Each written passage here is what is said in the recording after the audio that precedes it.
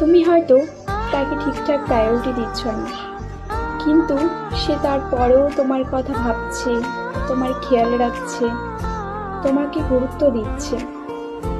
তার মানে এটা ভেবে বসো না যে তার কাছে কোনো কাজ নেই বা হয়তো তার কোনো গতি নেই, তাই তোমার কথা ভাবছে।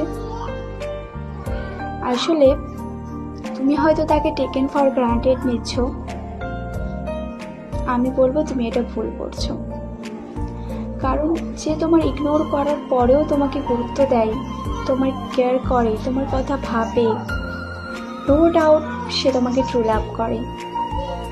জীবনে হয়তো অনেক কিছুই পাবে, কিন্তু ট্রু লাভ যদি একবার হারিয়ে যায় না, সেটা আর ফিরে পাবে না। তাই যে তোমার খেয়াল রাখে তার খেয়াল তুমি রাখো।